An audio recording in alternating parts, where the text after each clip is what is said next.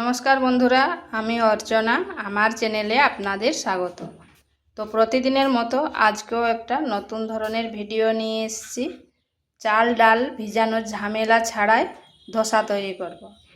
সুজি আর কাঁচা আলু দিয়ে ধোসা, এটা খেতে কিন্তু দারুণ লাগে আর খুব সহজে এবং তাড়াতাড়ি হয়ে যায়। সঙ্গে চাটনির রেসিপি। তো চলুন দেখে নেওয়া যাক আমি কিভাবে এই ধোসা তৈরি করি। এখানে নিয়েছি একটা মিক্সিং বোল, আর এটাই দিয়ে দিচ্ছি 200 গ্রাম মতো সুজি। এরপর সুজিটা আমি একটু গুঁড়ো করে নিচ্ছি। সুজিটা গুঁড়ো করে এনেছি, আর সুজিটা কিন্তু খুব বেশি গুঁড়ো হবে না, একটু দানা দানা থেকেই যাবে। তো এটা আমার হয়ে গেছে। এরপর একটা বাটির মধ্যে সুজিটাকে নিয়ে নিচ্ছি।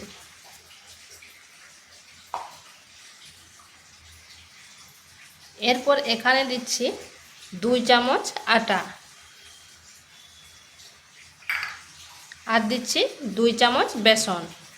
বেসনটা দিলে এর কালারটা ভালো হবে। দিচ্ছি পরিমাণ মতো লবণ, আর দিচ্ছি 1 চামচ চিনি, আর দিচ্ছি হাফ বাটি টক দই। এই বাটির মাপ করে নিয়েছি সুজি, 1 বাটি সুজি, তাই হাফ বাটি দিলাম টক দই। এরপর ভালোভাবে মিশিয়ে নিচ্ছি।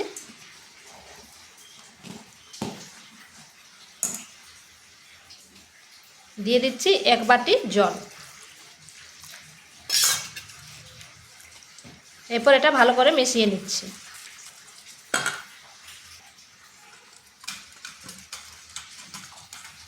এটা হয়ে গেছে মেশানো। এরপর এটাকে ঢাকা দিয়ে এক সাইডে রেখে দিচ্ছি।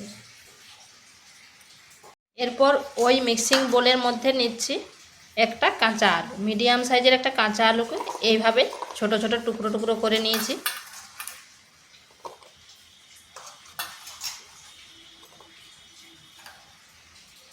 দিয়ে দিচ্ছি আদা কুচি, 2টো কাঁচা লঙ্কা, আর দিচ্ছি জিরা। এরপর এগুলোকে পেস্ট করে নিচ্ছি। আলুটা পেস্ট করে এনেছি। এইভাবে ভালোভাবে পেস্ট করে নিতে হবে, যেন আলুর কোনো দানা থেকে না যায়।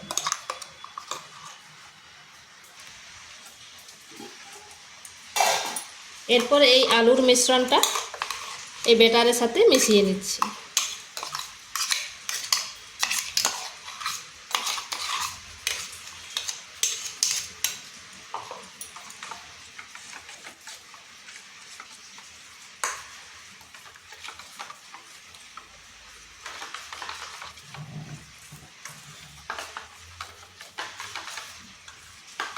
এরপর এটা আবার ঢাকা দিয়ে রেখে দিচ্ছি।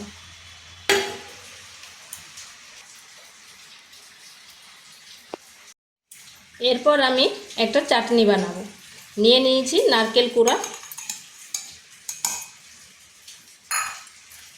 দিয়ে দিচ্ছি চীনাবাদাম।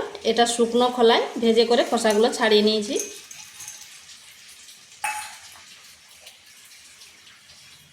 দিয়ে দিচ্ছি আদা কুচি, 1 চামচ চিনি,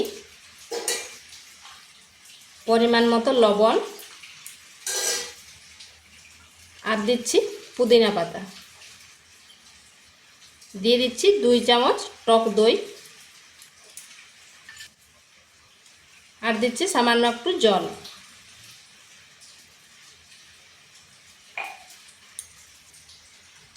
এখানে দিয়ে দিচ্ছি একটা শুকনো লঙ্কা। এরপর এটাকে পেস্ট করে নিচ্ছি। এটা পেস্ট করে এনেছি, ঠিক এরকম হবে পেস্টটা। এরপর একটা তড়কা বানাবো। এখানে আমি তড়কা তৈরি করব, তাই একটা চাটু বসিয়েছি।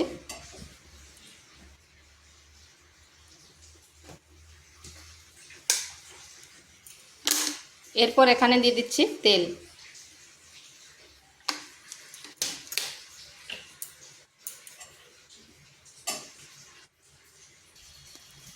তেলটা গরম করে এরপর গ্যাসটা বন্ধ করে দিয়েছি। এখানে দিচ্ছি গোটা জিরা, দিয়ে দিচ্ছি কালো সরষে,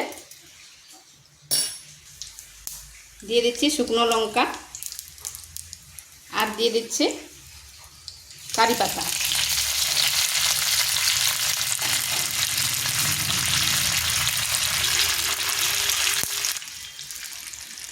এই কারি পাতাগুলো দেখুন কালারটাও চেঞ্জ হয়ে গেছে।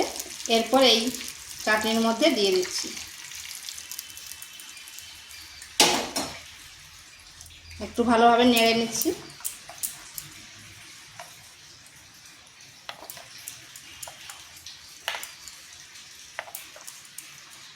আমার চাটনি রেডি হয়ে গেছে।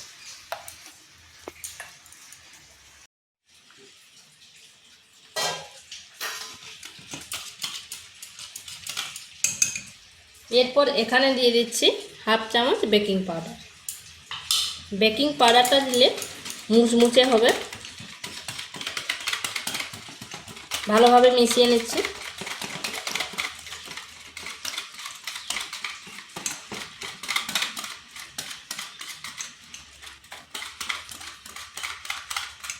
এটা আমার হয়ে গেছে। এখানে তাওয়া বসিয়েছি, এবার সামান্য একটু তেল দিয়ে দিচ্ছি।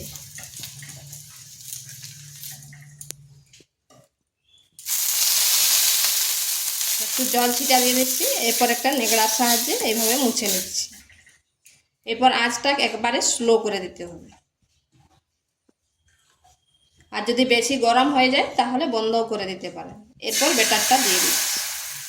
এরপর এইভাবে ঘুরিয়ে নিচ্ছি।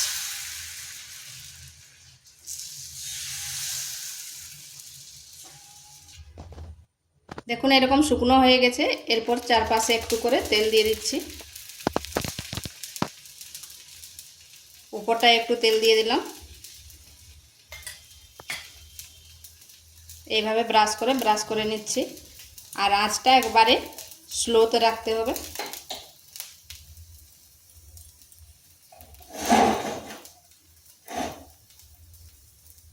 এখন আস্তে আস্তে চারপাশটা কিন্তু ছেড়ে যাচ্ছে।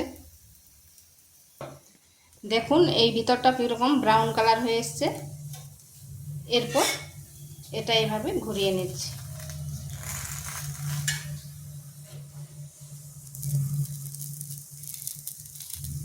এরপর তুলে নিচ্ছি। তো বন্ধুরা এইভাবে আমি সবগুলো করে নিয়েছি। আর দেখুন কত সুন্দর হয়েছে, কতটা মুচমুচে হয়েছে। তো ভিডিওটা ভালো লাগলে লাইক শেয়ার কমেন্ট অবশ্যই করবেন। আর নিত্য নতুন রেসিপি পাওয়ার জন্য চ্যানেলটিকে সাবস্ক্রাইব করবেন।